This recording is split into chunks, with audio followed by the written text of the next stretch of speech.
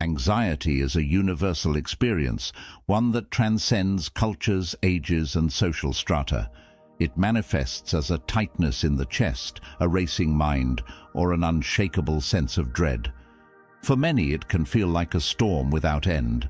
But what if this storm could be navigated, not through avoidance or denial, but through an ancient framework of wisdom? Stoicism, a philosophy born in the bustling marketplaces of ancient Greece and Rome, offers profound insights into understanding and managing anxiety. At its core, anxiety is an emotional response to perceived threats or uncertainties. The Stoics, with their pragmatic approach to life, recognized that emotions like anxiety stem from judgments about what is good or bad. Epictetus, one of the most influential Stoic philosophers, taught that it is not events themselves that disturb us, but our judgments about them. For the Stoics, anxiety often arises when we conflate external circumstances with our inner sense of worth and stability. Consider the modern-day scenario of a missed deadline. Anxiety wells up as thoughts spiral. What will my boss think? Will this jeopardize my career? The Stoic perspective invites us to pause and disentangle the situation. What is within our control? The effort we put into rectifying the situation. What lies beyond our control? The reaction of others. By distinguishing between the two, we can redirect our energy towards constructive actions and release unnecessary worry. Now, welcome to the channel. If you're new here, make sure to like the video and hit that subscribe button. Only 15% of my audience is currently subscribed, so if these insights resonate with you, I'd love for you to join our community and turn on the notification bell to stay updated. The Dichotomy of Control, a cornerstone of Stoic philosophy, is a powerful tool for managing anxiety. This principle asserts that life is divided into two domains, things we can control and things we cannot. Marcus Aurelius, the Roman emperor and a Stoic practitioner, often reminded himself, "You have power over your mind, not outside events. Realize this, and you will find strength." This simple yet profound concept reframes our relationship with anxiety. Instead of being consumed by fears of the unknown or uncontrollable, we are encouraged to focus on what lies within our sphere of influence. This shift in perspective fosters a sense of empowerment and resilience, even amidst uncertainty.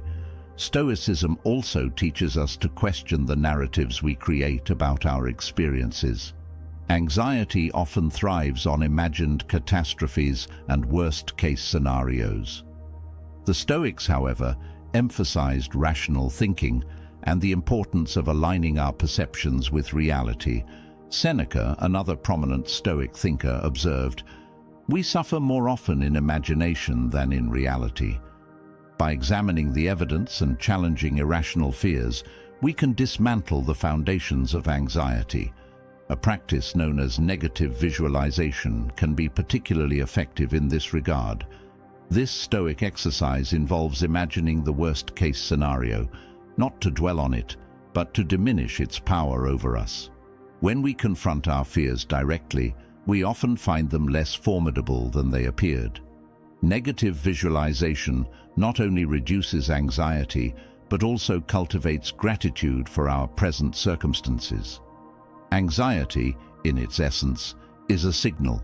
It alerts us to potential dangers or unmet needs. The Stoics viewed such signals as opportunities for self-reflection and growth.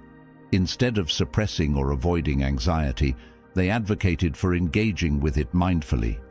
What is this feeling trying to tell us? Are we clinging to something beyond our control? Are we placing undue importance on external validation? Mindfulness, though often associated with Eastern philosophies, finds a parallel in Stoic practice. The Stoics encouraged living in the present moment and fully engaging with life as it unfolds.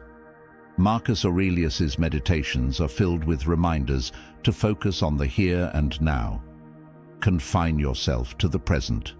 This practice of presence diminishes the hold of anxiety, which often thrives on worries about the future or regrets about the past. Stoicism also provides a framework for building emotional resilience. By cultivating virtues such as courage, temperance, and wisdom, we create an inner fortress that withstands the storms of anxiety. Courage helps us face our fears head-on. Temperance teaches us moderation and balance in our responses. Wisdom guides us to discern what truly matters. The Stoics believed that life's challenges, including anxiety, are opportunities to practice and strengthen these virtues. Just as a blade is tempered through fire, our character is refined through adversity.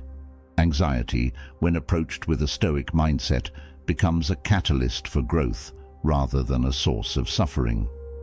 In understanding the nature of anxiety, the Stoics offer us a roadmap to navigate its complexities. By recognizing the role of our judgments, distinguishing between what we can and cannot control, and embracing the present moment, we begin to dismantle the grip of anxiety on our lives. Stoicism does not promise a life free of challenges, but it equips us with the tools to face them with equanimity and strength. In the chapters to follow, we will explore how Stoic principles can be applied practically to manage anxiety in daily life. From exercises in negative visualization to cultivating resilience, the wisdom of the Stoics provides timeless guidance for finding peace amidst life's uncertainties. As we embark on this journey, let us remember the words of Epictetus. Freedom is the only worthy goal in life. It is won by disregarding things that lie beyond our control. Anxiety thrives in the shadows of uncertainty and fear, feeding on the narratives we construct and the pressures we impose upon ourselves. To counteract its grip, Stoicism offers a repertoire of practices designed to fortify the mind and restore balance. These exercises are not merely philosophical musings, but actionable strategies grounded in the lived experience of the Stoic masters. The practice of negative visualization, confronting fear. One of the most striking Stoic exercises is negative visualization, or premeditatio malorum, the premeditation of evils. At first glance, this practice might seem counterproductive. Why dwell on worst-case scenarios? Yet the Stoics understood that fear often grows in the absence of clarity. By vividly imagining potential difficulties, we reduce their emotional impact and better prepare ourselves to face them. Imagine you're about to give an important presentation and anxiety begins to mount. The mind races. What if I forget my points? What if the audience judges me? Negative visualization invites you to confront these fears directly. Picture the worst, a misstep, an unexpected question, and then see yourself handling it with composure.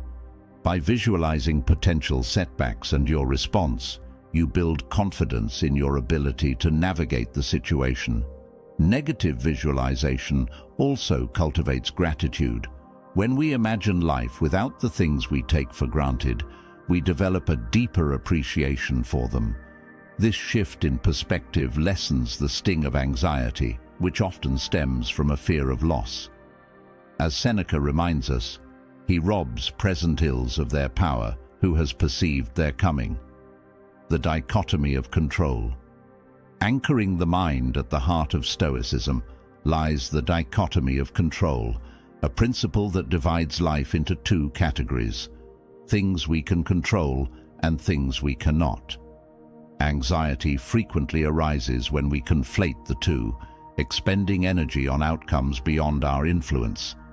By internalizing this distinction, we redirect our focus to what truly matters. Consider a scenario where you're awaiting the results of a medical test. The uncertainty can be overwhelming. The dichotomy of control teaches us to separate our concerns. We cannot alter the test results, but we can control our response, choosing to remain calm, seeking support, and planning for various outcomes. This mental discipline anchors us amidst the storm of uncertainty. Epictetus captures this wisdom succinctly. Make the best use of what is in your power and take the rest as it happens. This approach does not deny the reality of challenges, but empowers us to face them with clarity and resilience. Journaling, a dialogue with the self. Journaling was a cornerstone of Stoic practice, providing a space for reflection and self-examination. Marcus Aurelius's Meditations stand as a testament to the power of this exercise, offering glimpses into the inner struggles and insights of a philosopher king. To address anxiety, journaling serves as a tool to externalize and examine our thoughts. Begin by asking, what is causing my anxiety? Is this within my control? What can I do to address it? By putting thoughts into words, we gain perspective and identify patterns that fuel our anxiety. Journaling transforms a whirlwind of emotions into a structured dialogue, enabling us to challenge irrational fears and affirm constructive beliefs. The present moment, grounding in reality. Anxiety often pulls us away from the present, luring us into a labyrinth of what-ifs and imagined catastrophes. Stoicism counters this tendency with an emphasis on living fully in the present. Marcus Aurelius's admonition, "Confine yourself to the present," is a reminder to focus on what is before us rather than becoming ensnared in hypothetical scenarios. Practices such as mindful breathing or grounding techniques align with Stoic teachings. When anxiety strikes, pause and direct your attention to your immediate surroundings, the feel of your breath, the texture of your chair, the sounds around you. This simple act disrupts the cycle of anxious rumination and reconnects you to reality. Voluntary discomfort, building resilience. The Stoics believed that deliberately embracing discomfort strengthens our capacity to handle adversity. Voluntary discomfort, such as fasting, enduring cold showers, or foregoing luxuries, serves as a training ground for resilience. These small, controlled hardships recalibrate our perspective, reducing the intensity of anxiety when faced with genuine challenges.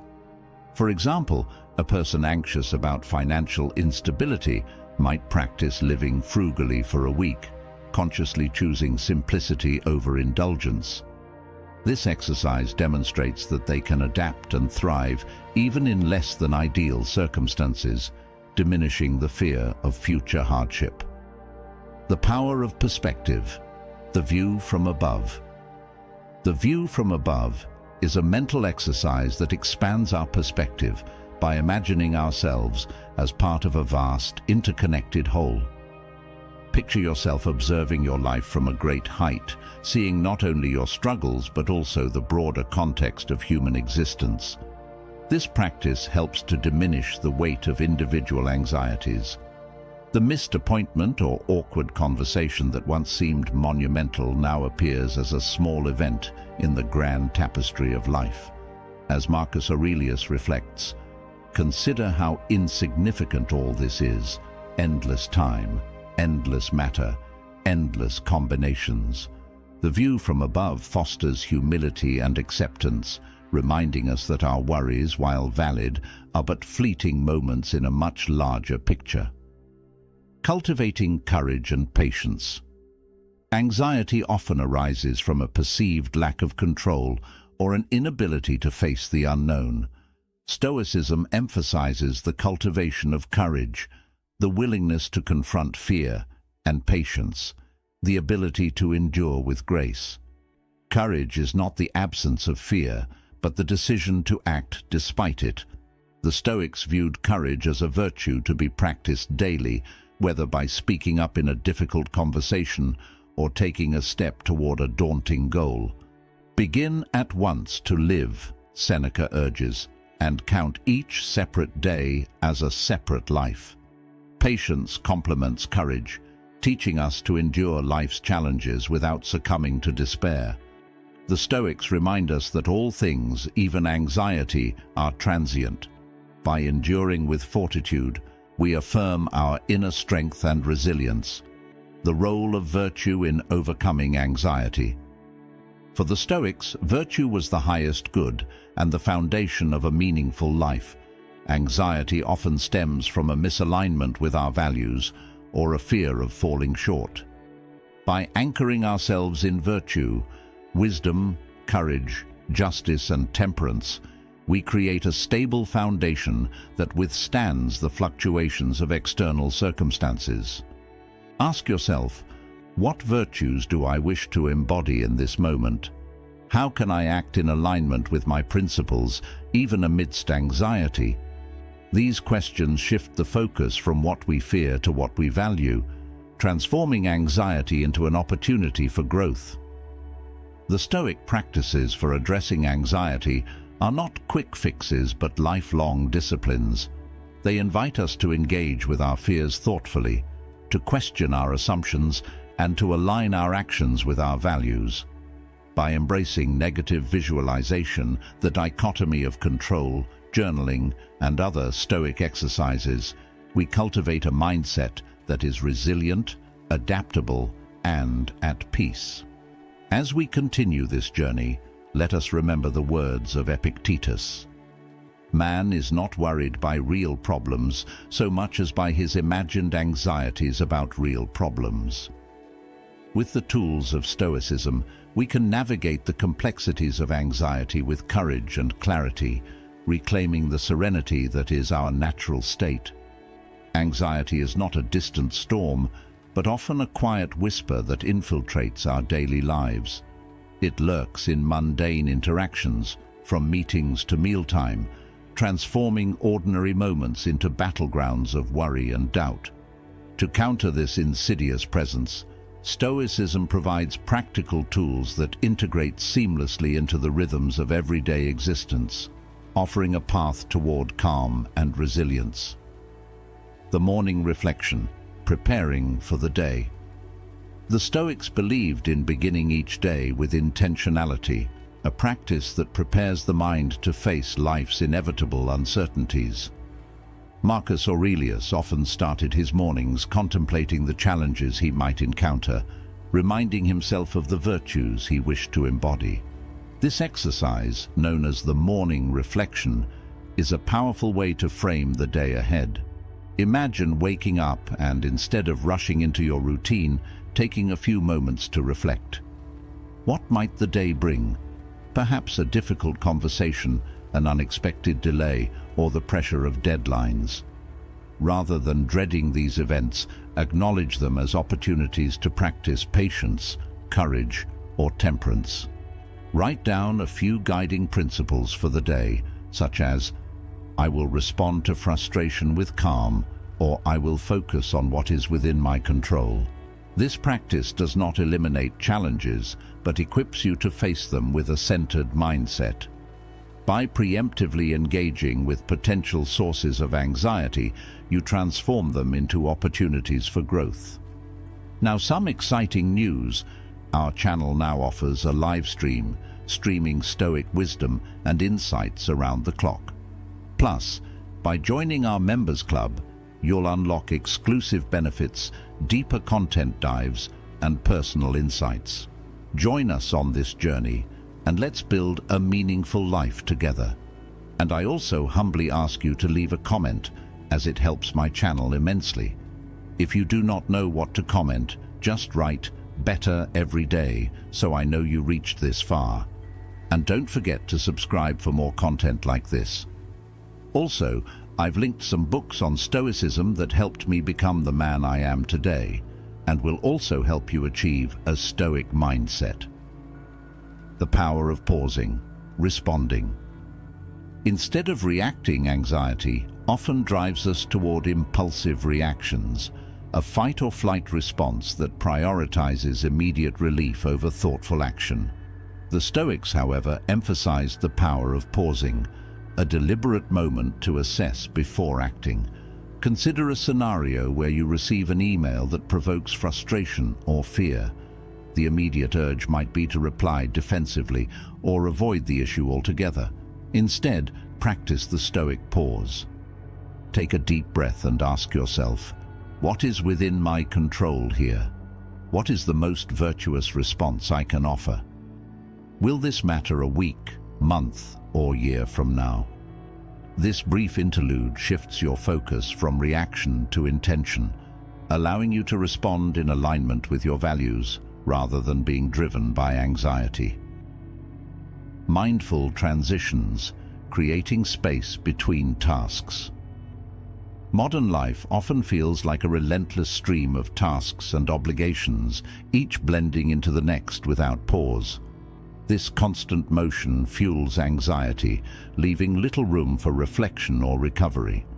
The Stoics encourage us to insert mindful transitions between activities, creating moments of clarity amidst the chaos. For example, before moving from one meeting to another, take a minute to breathe deeply and reset your mind. Reflect briefly on what you achieved in the previous task and what you aim to accomplish in the next. This practice not only reduces anxiety, but enhances focus and productivity, ensuring that each action is intentional and meaningful. Practicing gratitude, shifting focus from lack to abundance. Anxiety often stems from a perceived lack of time, resources, approval, or control. Gratitude, a cornerstone of Stoic philosophy, shifts our focus from what we lack to what we possess. Seneca advised, "Begin at once to live and count each separate day as a separate life." This mindset invites us to savor life's blessings, however small. At the end of each day, reflect on 3 things you are grateful for. These could range from a supportive conversation to a moment of beauty in nature. Writing them down reinforces the practice, anchoring your mind in abundance rather than scarcity.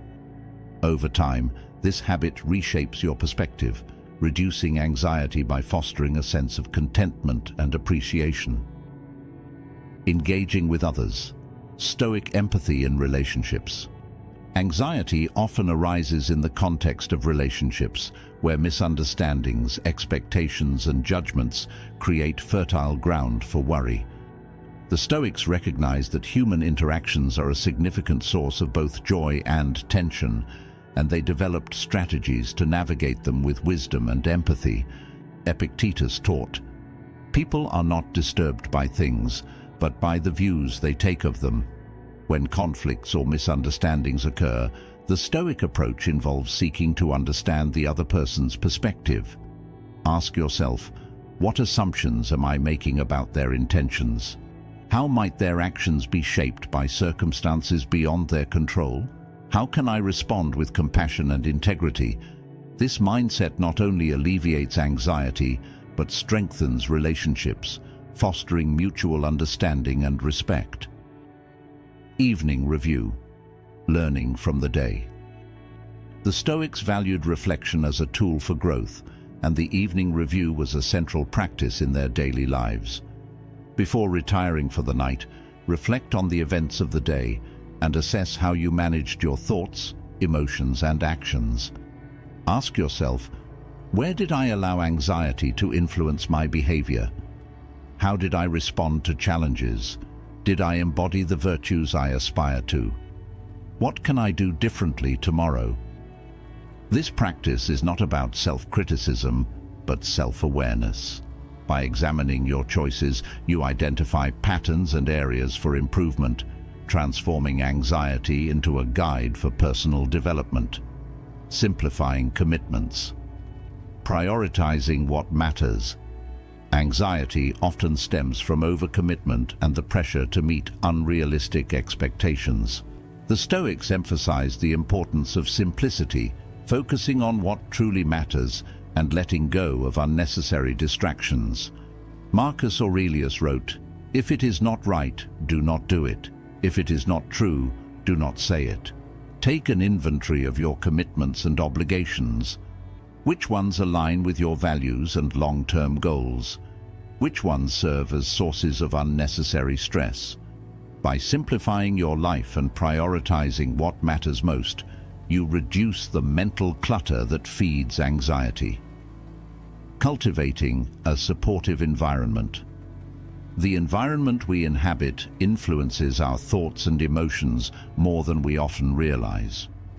Surrounding yourself with supportive people, calming spaces, and meaningful activities creates a foundation for managing anxiety effectively. The Stoics valued community and sought the company of like-minded individuals who inspired growth and virtue. Consider how your environment affects your mental state. Are there relationships or habits that amplify anxiety? What changes can you make to foster a sense of calm and purpose? By curating your environment, you create a sanctuary for your mind, reducing the triggers that exacerbate anxiety. The role of humor, lightening the load. While Stoicism is often associated with seriousness, the Stoics understood the value of humor in alleviating stress and anxiety. Laughter, they recognized, is a powerful antidote to fear and despair. Seneca himself wrote about the absurdity of human worries, encouraging us to take life less seriously. Find moments to laugh, whether through a favorite comedy, a light-hearted conversation, or simply finding the humor in your own anxieties. This practice doesn't diminish the significance of your challenges, but provides a much-needed perspective, reminding you not to take life's difficulties too personally. Managing anxiety with Stoicism is not a one-time effort, but an ongoing practice, a series of small but meaningful actions woven into the fabric of daily life. By incorporating morning reflections, mindful pauses, gratitude, and other Stoic exercises, you build a mental framework that supports resilience and tranquility. Each day becomes an opportunity to practice, to refine your ability to navigate life's uncertainties with grace and wisdom. As you integrate these practices, remember the words of Marcus Aurelius. Waste no more time arguing about what a good man should be. Be one. Let these principles guide your journey, transforming anxiety from a source of suffering into a catalyst for growth and self-discovery. The journey of mastering anxiety through Stoicism is not simply about avoidance or suppression, it is about transformation. This philosophy encourages us to harness anxiety, turning it into a tool for growth, resilience, and self-discovery. By actively engaging with our fears and worries, we cultivate the inner strength to face life's uncertainties with grace and purpose. Part 4 delves into the deeper, transformative aspects of Stoicism, offering insights into how to use anxiety as a catalyst for personal empowerment. Anxiety often stems from our resistance to life's inherent challenges. We fear the unknown, dread failure, and recoil from discomfort. Stoicism, however, teaches us to embrace these challenges as essential components of a meaningful existence. Rather than seeing anxiety as an obstacle, it becomes an invitation to engage with life more deeply.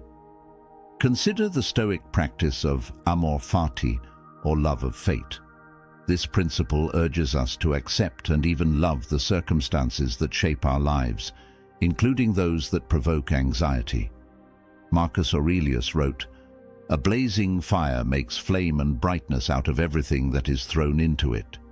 In this metaphor, anxiety is not an enemy but fuel, a force that, when properly directed, can illuminate our path. Reflect on a time when anxiety prompted you to take action, make a change, or confront a fear. Perhaps it motivated you to prepare thoroughly for an important event, seek help during a difficult period, or reevaluate your priorities.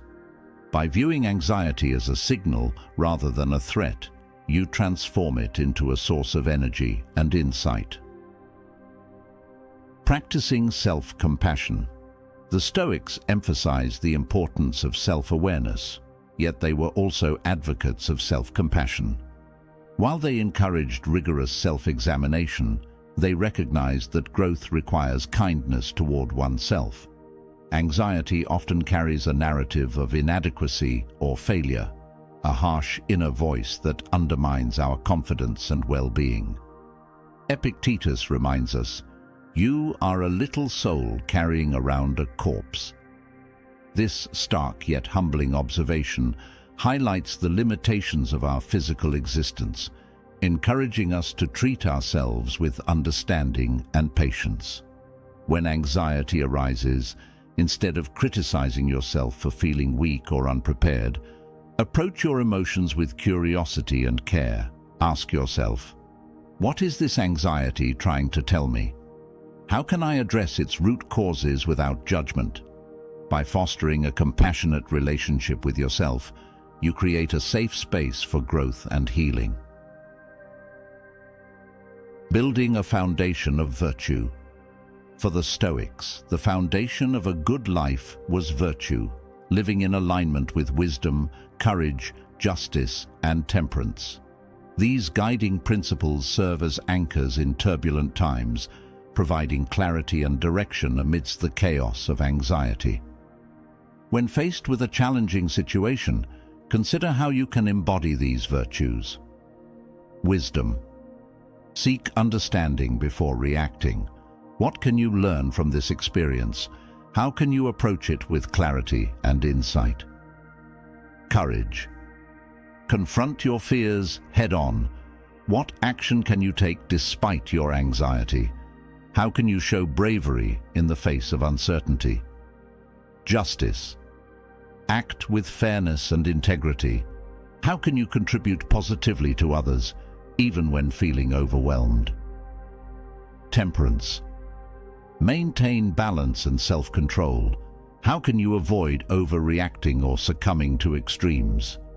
By grounding your actions in virtue, you align with your highest self, transforming anxiety into a reminder of what truly matters. The role of acceptance. Stoicism places great emphasis on acceptance, not passive resignation, but an active embrace of reality as it is. Anxiety often arises when we resist the present moment, wishing it were different or fearing what it might become. The Stoics teach us to release this resistance and find peace in acceptance. Do not seek for things to happen the way you want them to. Rather, wish that what happens happens the way it happens. Then you will be happy, Epictetus advises. This mindset does not deny the pain or difficulty of life, but acknowledges that our power lies in how we respond. When anxiety strikes, pause and reflect. What am I resisting? How can I accept this moment without judgment? Acceptance does not mean giving up, but stepping into the flow of life with openness and courage. Cultivating resilience through adversity. Adversity is an inevitable part of life, yet it is also a powerful teacher. The Stoics viewed challenges as opportunities to strengthen their character, much like a blacksmith tempers steel through fire. Anxiety then becomes a forge, shaping us into more resilient and capable individuals. Imagine a Stoic warrior preparing for battle. They do not wish for an easy fight, but one that will test their mettle, revealing their strengths and weaknesses. Similarly, when anxiety arises, see it as a challenge to be met, rather than a problem to be avoided. Ask yourself, how can this experience make me stronger? What skills or qualities can I develop by facing this fear? By reframing adversity as growth, you transform anxiety into a stepping stone toward personal empowerment. The importance of community stoicism, though often portrayed as a solitary practice, recognizes the value of community. Anxiety can be isolating, creating a sense of separation from others. Yet the Stoics remind us that we are inherently connected, part of a greater whole. Marcus Aurelius wrote, "We are made for cooperation, like feet, like hands, like eyelids, like the rows of the upper and lower teeth." This metaphor underscores the interdependence of humanity, encouraging us to seek support and offer it in return. When anxiety feels overwhelming, reach out to others. Share your thoughts with a trusted friend, join a group of like-minded individuals, or simply spend time in the presence of those who uplift you. Community provides a mirror, reflecting our struggles and strengths, and reminding us that we are not alone. A vision for the future. The ultimate goal of Stoicism is not to eliminate anxiety, but to live well despite it. By integrating Stoic principles into our lives, we develop the resilience to face whatever comes our way. We learn to navigate uncertainty with grace, to transform fear into action, and to find meaning in the midst of struggle. As you continue your journey, remember that progress is a process. There will be moments of doubt and difficulty, but each step forward is a victory. Celebrate your growth, however small, and trust in your capacity to thrive. In the words of Seneca, "As is a tale, so is life." Not how long it is, but how good it is what matters. Let your story be one of courage, wisdom, and transformation, a testament to the power of Stoicism in the face of anxiety. By embracing this philosophy, you reclaim your inner strength and discover a life of purpose and peace. Now, if any part of this message has been helpful to you, leave us your like and comment, helping the algorithm recommend it to someone who needs it at this time. Don't forget to subscribe so you don't miss new videos, and if you look through the videos we've already uploaded, you're sure to find something to take with you. Have a good day. To understand the Stoic perspective on why there are certain people you should never help, we must first lay the groundwork for what Stoicism teaches about virtue, reason, and the intentional act of assistance. Stoicism, at its core, is not a philosophy that preaches apathy toward others or a lack of compassion. Quite the opposite. Stoics believe in the interconnectedness of humanity, that we are all part of a greater whole, and that our actions should align with virtue for the good of all. However, Stoic compassion differs from indiscriminate altruism. It is measured, intentional, and rooted in reason. Helping others, to the Stoics, is an act of virtue only when it truly serves to elevate, empower, or guide individuals toward a better path, one that aligns with wisdom and self-improvement. Helping without discernment, however, can harm both the giver and the recipient. Now, welcome to the channel.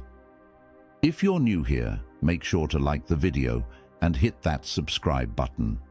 Only 15% of my audience is currently subscribed, so if these insights resonate with you, I'd love for you to join our community and turn on the notification bell to stay updated.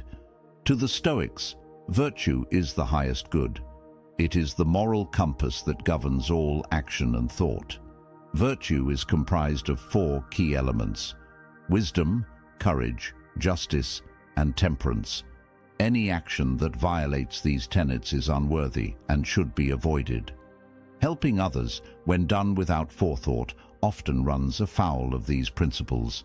You may believe you are acting justly by offering assistance, but if the recipient is unworthy of help, if their character, actions, or mindset reject growth, you may unintentionally reinforce their vices. Worse, you may compromise your own integrity by sacrificing your time, energy, or resources for someone who neither values nor benefits from your help. Marcus Aurelius, one of Stoicism's greatest figures, once wrote, "If you are distressed by anything external, the pain is not due to the thing itself, but to your estimate of it, and this you have the power to revoke at any moment." This teaching reveals a powerful Stoic truth. Our reactions and actions are within our control, and our energy must be spent wisely. Helping others is only virtuous if it aligns with wisdom, if it truly serves a purpose. Many well-intentioned people fall into the trap of offering help to those who reject reason, shirk responsibility, or harbor resentment. The Stoics warn against this because such people are not seeking growth. They are merely seeking to remain stagnant or exploit the kindness of others. Wisdom, in the Stoic sense, is the ability to discern what is and is not within your control. Helping others should always be a conscious choice, not an emotional impulse driven by guilt, pity, or societal expectation. The Dichotomy of Control, one of Stoicism's central teachings, emphasizes that while we cannot control the actions of others, we can control our responses to them. Helping someone who refuses to take responsibility, for example, is a futile act, one that wastes your resources and undermines their own ability to grow.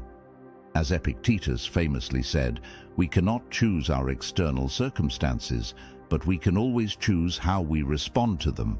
In the same vein, you can choose not to help someone when doing so would violate reason, integrity, or virtue.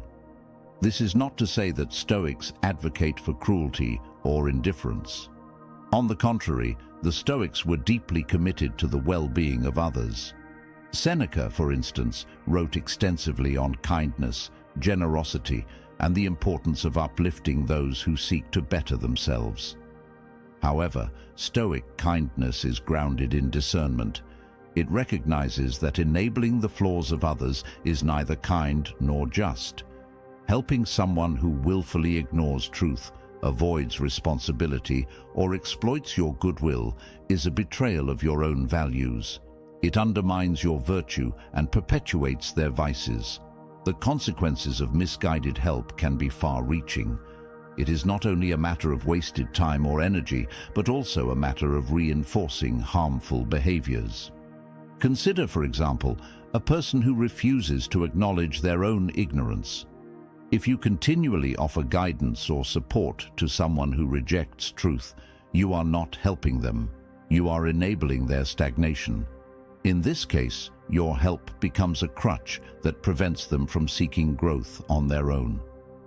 This is a violation of Stoic wisdom, for true assistance should empower individuals to become self-reliant, not dependent on others. Similarly, offering help to someone who shirks accountability can backfire.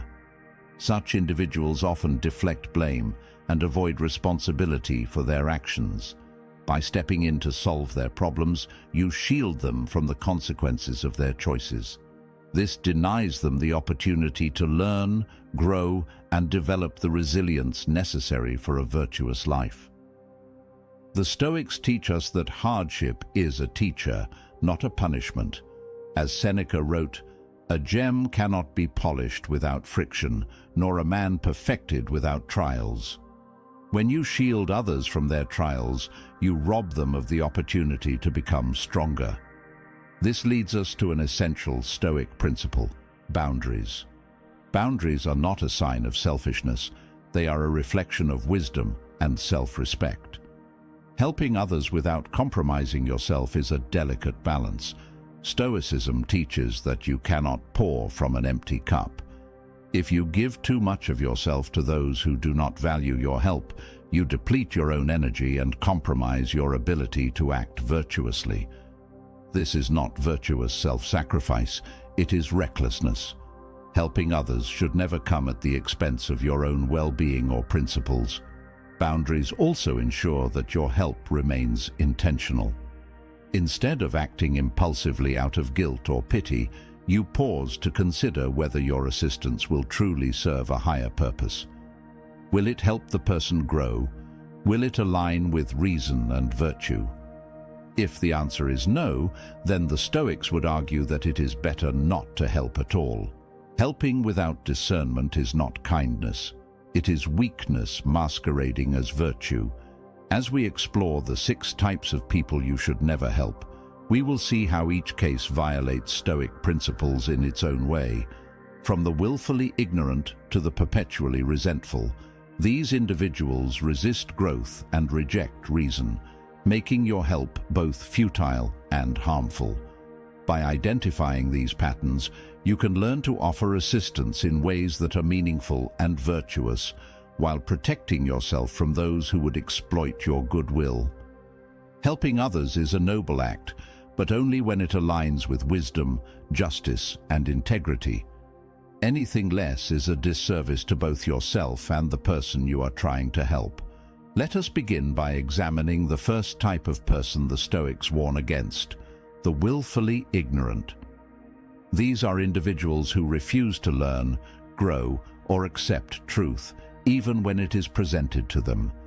They are trapped not by circumstance, but by choice, and helping them is a futile endeavor that serves neither party.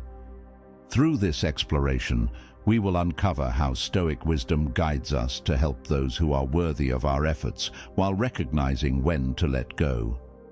The willfully ignorant are among the most challenging people to help, and it is precisely for this reason that the Stoics caution against offering them assistance. These individuals are not ignorant by misfortune or lack of opportunity. They are ignorant by choice. They have willfully turned away from truth, knowledge, and growth, preferring the comfort of their delusions over the discomfort of self-improvement. To help them is to fight against their own resistance, and such efforts are rarely rewarded. The willfully ignorant do not lack the ability to learn. They lack the willingness.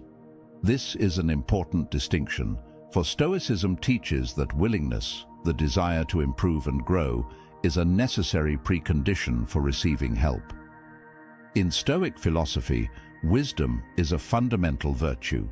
It is the pursuit of knowledge, clarity, and understanding. To reject wisdom, then, is to reject virtue itself. When someone refuses to learn or accept truth, they are rejecting one of the core tenets of a meaningful life. As Marcus Aurelius reminds us, the universe is change. Our life is what our thoughts make it. The willfully ignorant refuse to change because they refuse to change their thoughts. They cling to their misconceptions, biases, and flawed perceptions, even when presented with evidence to the contrary. They see no reason to question themselves, for they have already decided that they are right. Helping such individuals often feels like trying to fill a broken vessel. No matter how much knowledge, advice, or guidance you pour into them, it will never hold. Their ignorance creates a barrier that prevents any meaningful help from reaching them. In fact, your attempts to help may only strengthen their resistance.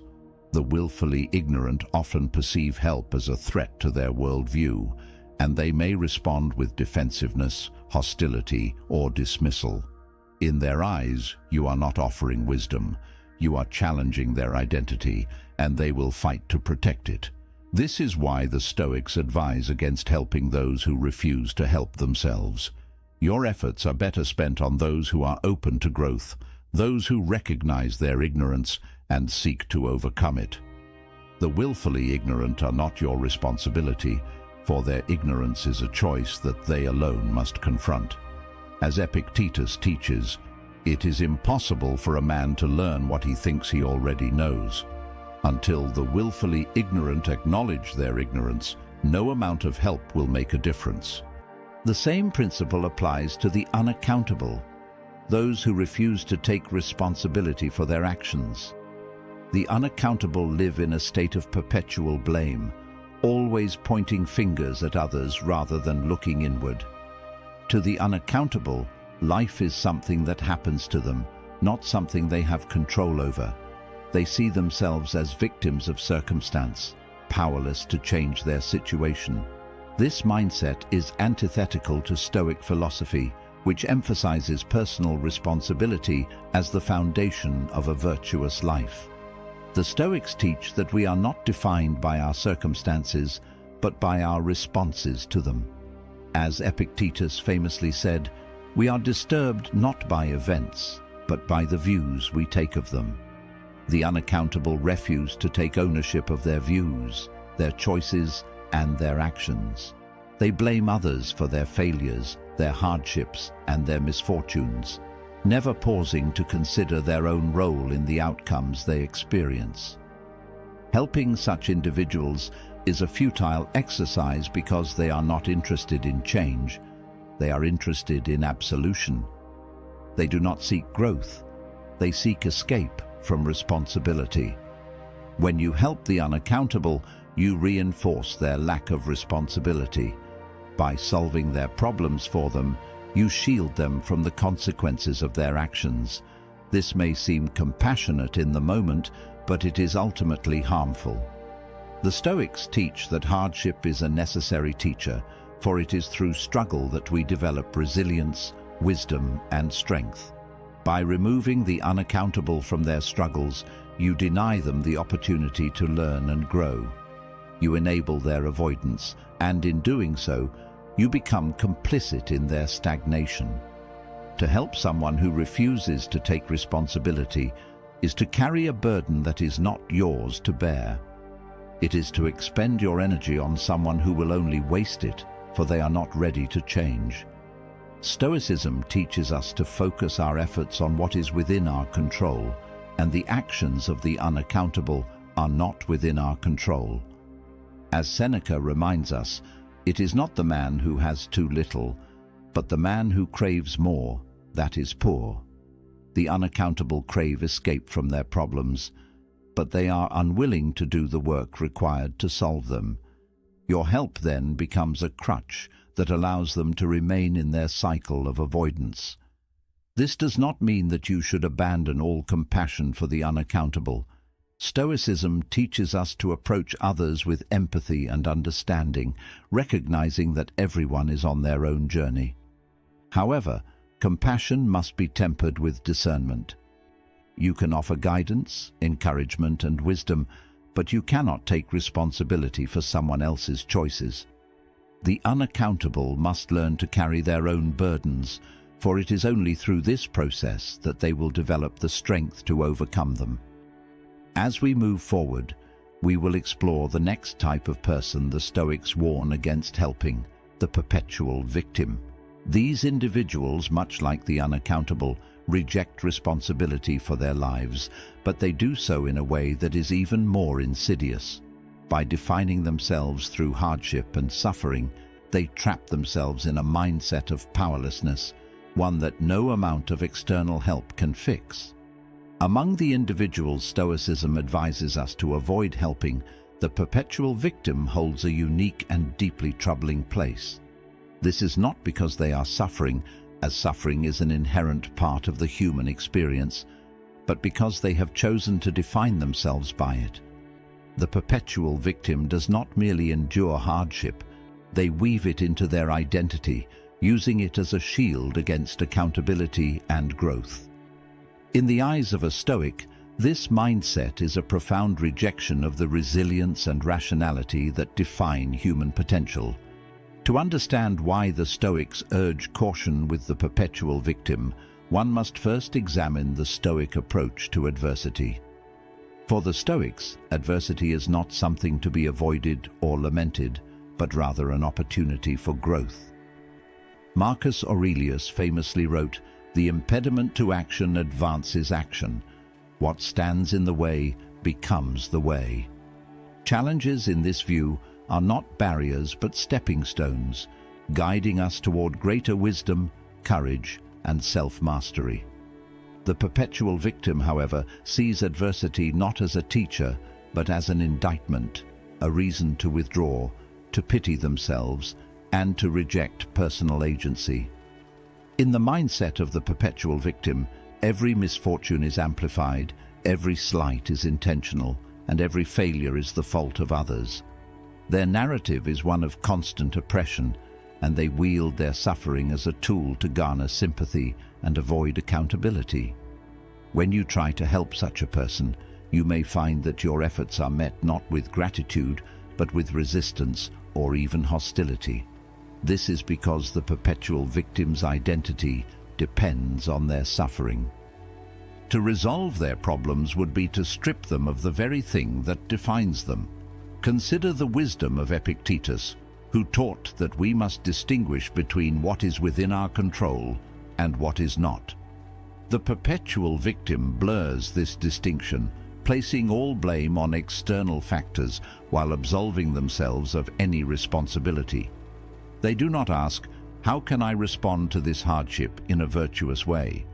Instead, they ask, "Why is this happening to me?" This shift in perspective is crucial, for it reveals a fundamental refusal to engage with the Stoic principle of self-mastery. Helping such a person often means reinforcing their victimhood, perpetuating their cycle of self-pity and inaction. Now, some exciting news. Our channel now offers a members club. By joining it, you'll unlock exclusive benefits, deeper content dives, and personal insights. Join us on this journey, and let's build a meaningful life together. And I also humbly ask you to leave a comment, as it helps my channel immensely. If you do not know what to comment, just write "better every day" so I know you reached this far. And don't forget to subscribe for more content like this. Also, I've linked some books on Stoicism that helped me become the man I am today, and will also help you achieve a Stoic mindset. To aid the perpetual victim is to risk being ensnared in their narrative. You may find yourself drawn into their endless tales of woe, their grievances against the world, and their refusal to seek solutions. Your role in their eyes is not to guide them toward growth, but to validate their suffering. The more you invest in helping them, the more you enable their dependence and entrench their sense of powerlessness. This is not true compassion. It is a disservice to both parties. As Seneca warns, "He who indulges in empty fears earns himself real fears." By indulging the perpetual victim's misplaced fears and grievances, you risk becoming complicit in their stagnation. This does not mean that Stoicism advocates for cold indifference toward those who are suffering. On the contrary, the Stoics were deeply empathetic, recognizing the shared struggles of humanity. However, their empathy was tempered by reason. True compassion, in the Stoic sense, is not about indulging someone's weaknesses, but about empowering them to overcome them. When faced with a perpetual victim, the most compassionate act may be to set firm boundaries and encourage them to take responsibility for their life. As Epictetus reminds us, no man is free who is not master of himself. Helping someone become their own master is far more virtuous than perpetuating their dependence. Next, we turn to another group that Stoicism cautions against helping, the chronically negative. These are individuals who seem to carry a cloud of despair and pessimism wherever they go, and their outlook on life can be as draining as it is infectious. The chronically negative do not see the world through the lens of possibility or virtue. They see only obstacles, injustices, and reasons to complain. Helping such individuals often feels like pouring water into a bottomless well, for their negativity consumes everything without ever being satiated. The Stoics believed in the power of perspective. They taught that our happiness and tranquility depend not on external circumstances, but on our interpretation of them. Marcus Aurelius wrote, "You have power over your mind, not outside events. Realize this, and you will find strength." The chronically negative reject this teaching, focusing instead on what is wrong with the world and what they cannot control. Their negativity becomes a self-fulfilling prophecy, coloring their experiences and interactions with a constant sense of dissatisfaction. Helping the chronically negative is a daunting task because their worldview resists change. They are quick to dismiss solutions, undermine optimism, and highlight flaws in even the most well-meaning efforts. In their presence, you may feel your own energy and positivity being sapped, as if their negativity is a weight you are forced to carry. This is why the Stoics caution against investing too much in such individuals.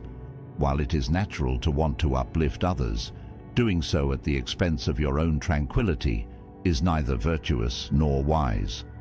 The chronically negative often lack gratitude, a quality the Stoics held in high regard. Gratitude, according to the Stoics, is a recognition of the good that exists in life, even amidst hardship. It is a practice that fosters contentment and resilience. The chronically negative, however, are blind to such goodness. They focus solely on what they lack, what has gone wrong, and what might go wrong in the future. This mindset not only hinders their own growth, but also makes them resistant to external help. As Seneca observed, it is not the man who has too little, but the man who craves more, that is poor. The chronically negative crave reasons to despair, and no amount of help can satisfy their longing. To engage with the chronically negative is to risk being drawn into their despair. Their complaints can be contagious, spreading doubt and dissatisfaction to those around them. Even the most resilient individuals may find their own perspective clouded after prolonged exposure to such negativity. The Stoics understood the importance of protecting one's mental state from harmful influences. Epictetus advised, "The key is to keep company only with people who uplift you, whose presence calls forth your best." By surrounding yourself with negativity, you undermine your own pursuit of virtue and tranquility. This does not mean that the chronically negative are beyond redemption. Stoicism teaches that everyone has the capacity for growth, but this growth must come from within. You cannot force someone to change their perspective or adopt a more positive outlook. What you can do is model Stoic principles in your own life, demonstrating the power of gratitude, resilience, and rationality. If the chronically negative are open to learning, they may eventually be inspired by your example. However, if they remain steadfast in their pessimism, it is not your responsibility to carry their burden. When deciding whether to help the chronically negative, the Stoics would advise you to consider the cost to your own well-being. Helping others is a virtuous act, but only when it aligns with reason and does not compromise your own integrity. As Marcus Aurelius reminds us, waste no more time arguing about what a good man should be. Be one. Focus on embodying virtue in your own life and trust that those who are ready for growth will follow your lead. In the next section, we will explore two more types of individuals the Stoics warn against helping: the deceitful and the manipulative. These individuals pose a unique challenge, for their actions are often shrouded in falsehoods and hidden agendas. Helping them requires not only discernment, but also the courage to confront their lack of integrity. The deceitful and the manipulative are among the most insidious individuals the Stoics caution against helping. These are people who, by their very nature, twist the truth, distort reality, and use others as tools for their own gain. To engage with them, let alone help them, is to walk into a web of lies and ulterior motives. For the Stoics, whose philosophy is rooted in the pursuit of truth and virtue, aiding such individuals not only undermines one's integrity, but also perpetuates harm. Deceit is fundamentally at odds with the Stoic ideal of living in harmony with nature. For the Stoics, nature represents order, reason, and truth. To act deceitfully is to act against this natural order, creating chaos where there should be clarity. The deceitful person lives in a world of their own making, one where lies serve as the foundation of their interactions. Helping such a person means either enabling their falsehoods or becoming complicit in their schemes, neither of which aligns with Stoic values. One of the core tenets of Stoicism is the practice of discernment. As Epictetus teaches, first learn the meaning of what you say, and then speak. This call for clarity and understanding extends to how we evaluate the people we choose to help. The deceitful thrive on obfuscation. They cloud situations with half-truths, hidden agendas, and calculated misdirections. Their dishonesty is often subtle, making it difficult to discern their true intentions. Yet, to the Stoic mind, the responsibility for recognizing deceit lies with the helper. To aid someone without first assessing their character is to risk becoming ensnared in their duplicity. Consider the example of someone who consistently lies about their circumstances to elicit sympathy or financial support. Their tales of woe may seem convincing, and your initial instinct may be to help them out of compassion. However, a closer examination might reveal inconsistencies in their stories or evidence that their hardships are self-inflicted. The deceitful rely on such gaps in scrutiny to exploit the goodwill of others. By helping them without verifying their honesty, you inadvertently reward their dishonesty, encouraging them to continue their manipulative behavior. Stoicism teaches that actions should be guided by reason, not emotion. While it is natural to feel compassion for those who appear to be suffering, this compassion must be tempered by critical thinking. Marcus Aurelius reminds us, "If it is not right, do not do it. If it is not true, do not say it." The same principle applies to helping others. If their intentions are not right and their words are not true, then offering help is neither virtuous nor wise. The deceitful often prey on emotional reactions, knowing that a well-timed plea or tearful confession can bypass rational judgment. To resist their manipulation, the Stoic must remain anchored in reason, evaluating each situation with a clear and discerning mind. The manipulative are a close cousin to the deceitful, distinguished primarily by their active intent to control and exploit others. While the deceitful twist the truth to serve their purposes, the manipulative engineer circumstances to achieve their goals. They are skilled at identifying weaknesses in others and using them as leverage. The manipulative person does not seek mutual benefit or genuine connection, they seek power. Helping such an individual is not only unwise but dangerous, for their gratitude, if it exists at all, is merely a facade to secure further opportunities for exploitation. Manipulation often wears the guise of charm or persuasion, making it difficult to recognize at first. The manipulative person may present themselves as charismatic, well-meaning, or even vulnerable, drawing you in with their apparent sincerity. Once they have gained your trust, they begin to exert control, subtly influencing your decisions and actions to align with their hidden agenda. The Stoics warn against this type of relationship because it compromises your autonomy, a core value in Stoic philosophy. As Seneca writes, associate with people who are likely to improve you. The manipulative person does the opposite, diminishing your agency and leading you away from virtue. Helping the manipulative is particularly challenging because their requests often appear reasonable, even virtuous. They may appeal to your sense of duty, loyalty, or compassion, framing their needs as aligned with your values. For example, they might ask for your support in a conflict, presenting themselves as the victim while concealing their own culpability. By siding with them, you unknowingly become complicit in their schemes, perpetuating harm to others and compromising your own integrity. This is why the Stoics emphasize the importance of understanding the full context before taking action. Epictetus advises, make the best use of what is in your power and take the rest as it happens. Understanding what is within your power includes recognizing when someone's intentions are manipulative and choosing not to engage. The deceitful and the manipulative share a common trait, a fundamental lack of integrity. To help them is to risk your own integrity, for their actions often involve moral compromises that conflict with Stoic principles. Integrity for the Stoics is not negotiable. It is the cornerstone of a virtuous life. Marcus Aurelius wrote, "Do not be ashamed of help, but if you accept it, let it be according to reason and the proper way."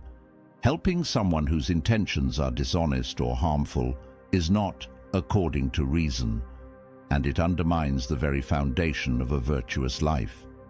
So how does one navigate situations involving deceitful or manipulative individuals? The Stoics offer several guiding principles. First, practice discernment. Before offering help, take the time to evaluate the person's character and intentions.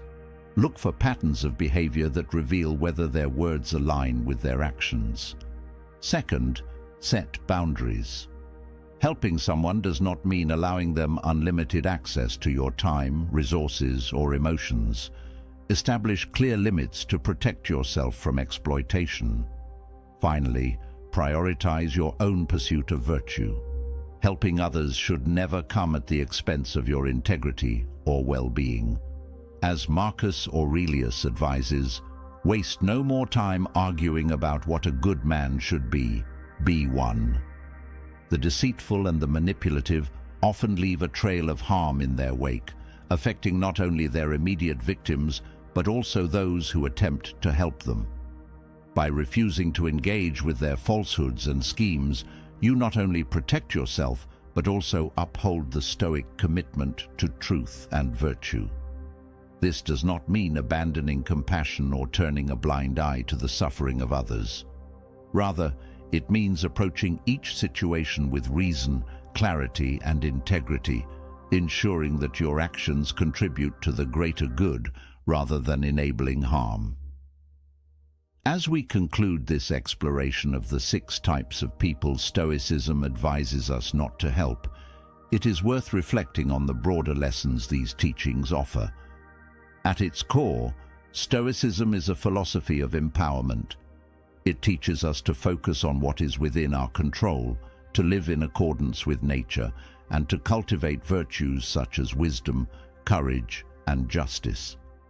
Helping others is a natural extension of these principles, but it must be done with discernment and purpose. By understanding whom to help and whom to avoid, we not only protect our own integrity, but also ensure that our efforts have a meaningful and positive impact. Now, if any part of this message has been helpful to you, leave us your like and comment, helping the algorithm recommend it to someone who needs it at this time. Don't forget to subscribe so you don't miss new videos, and if you look through the videos we've already uploaded, you're sure to find something to take with you. Have a good day.